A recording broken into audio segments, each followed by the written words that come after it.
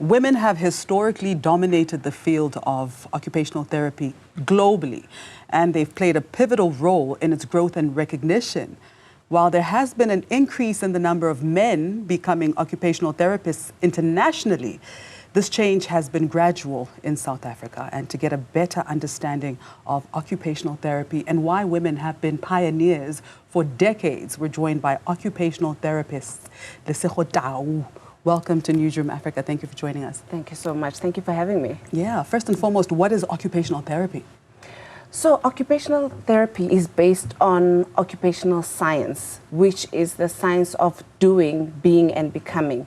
So it's how you use your time, constructive use of time, what activities you engage in, whether it be in your activities of daily living, social, work, school. So it encompasses enabling people that perhaps have mental health issues or a physical injury or illness or any form of impairment to return back to their normal lives, so to return back to what they do daily, their work, their engagements with society. So it's a form of enabling one to use whatever skills they have, traits, and as well as their physical and mental makeup to engage in activities that ensure that they progress in whatever it is that they want to do.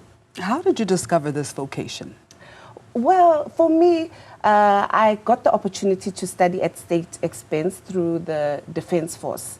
However, the way that occupational therapy is structured and the principles thereof, it was actually in me. So I did not know of the profession until I got to my first day in university. And when I started learning the principles of, empowerment and how to navigate having different impairments or difficulties, but also being able to engage in whatever it is that you want to do with those impairments, I found that I was actually born an occupational therapist. It was in me. So I became an occupational therapist before the qualification. That is quite interesting because it speaks to fulfilling a purpose more than just a job. And I suppose it ties in, in my research about you, discovering that you were orphaned as a child. Please tell me a little bit of background about your story, because I think it ties in beautifully into this conversation. Yeah, so my father unfortunately committed suicide when I was about 13. He struggled a lot with mental health issues. And I lost my mother by the time I was 17 to renal failure. So being an orphan in South Africa, I was reliant on opportunities that are available for children, for girl children and women. And so, the policies that have been put in place in our country do in some way support the development of children and women, through BEE, being a black female, navigating opportunities. That's what I was reliant on in order to secure my profession as an occupational therapist, and also to start engaging in business opportunities and become an entrepreneur. I'd love to expand more on that, being a businesswoman and breaking those ceilings. I want to understand that there are different areas of occupational therapy, first and foremost. So if you can talk us through the pediatric, adult, workplace, industry, medical, legal. Please expand on all of these various areas. Yeah, so as the Occupational Therapy Association of South Africa, we really want to educate people on the different areas that you can find an occupational therapist.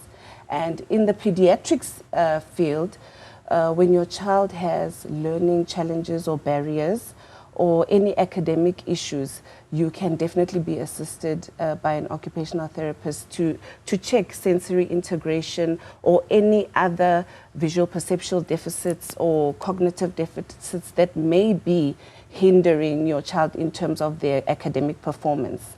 And then in the area of youth, there's pre-vocational and vocational skills that can be developed in your children before they go to tertiary or before they enter the employment market.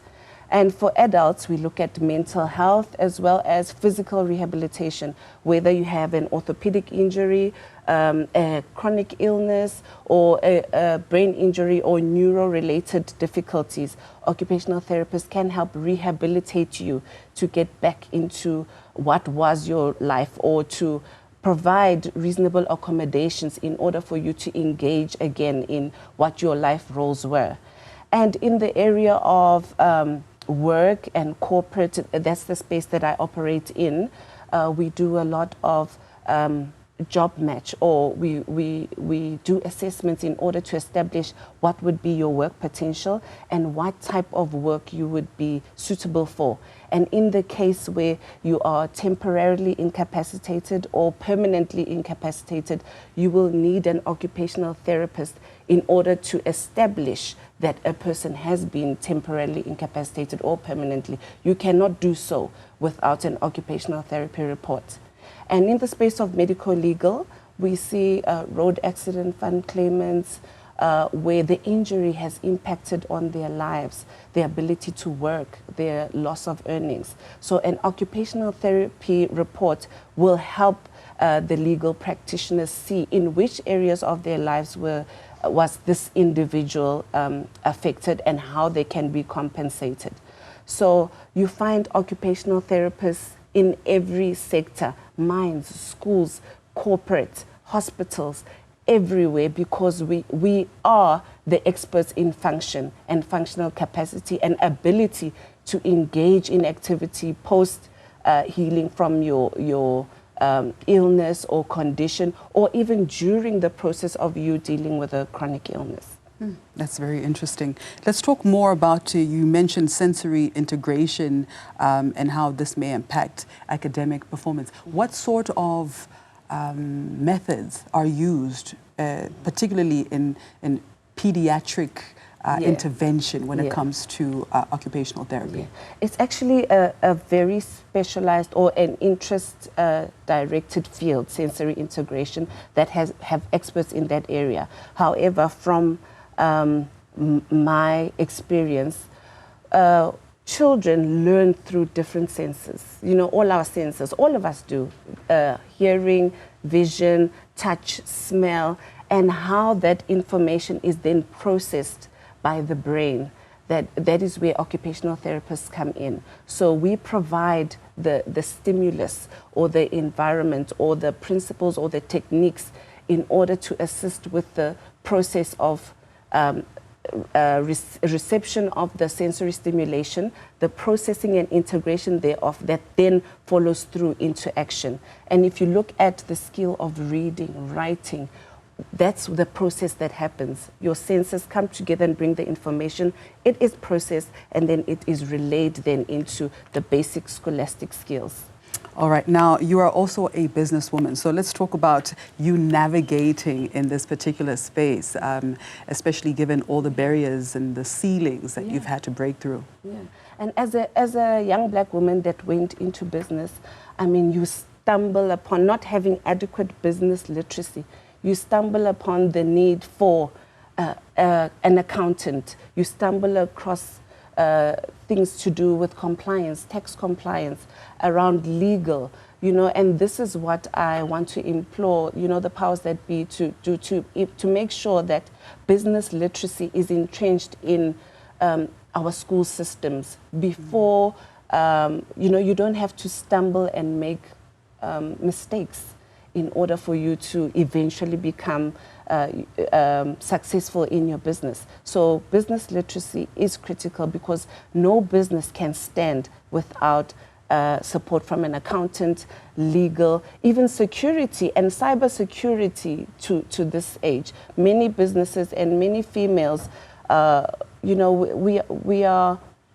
we are placed in compromised positions where you have to attend meetings. You get calls from different strangers that you don't know. So security becomes a critical part of you being able to go out, market, attend meetings in order for your business to be successful.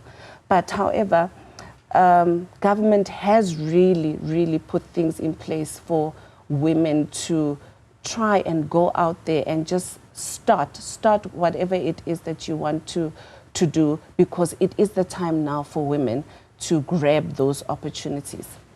Very inspiring. When are you writing a book? I really do want to write a book. You should. I do, and especially around, I mean, look what has happened. We have Miss SA, Mia LaRue, I was who thinking was about diagnosed her. with, yes, the first profound. in history to have a hearing impairment. Yes, and be crowned Miss Otsasa SA. is so excited because this is what occupational therapy is about. We advocate for people that have any impairments or disabilities to achieve and be on platforms that can show others that it is possible. And it is possible. Thank you very much, Lesego Tau, occupational therapist who's also in private practice as well, businesswoman, just here essentially to share her pearls of wisdom, and also we celebrate her this Women's Month.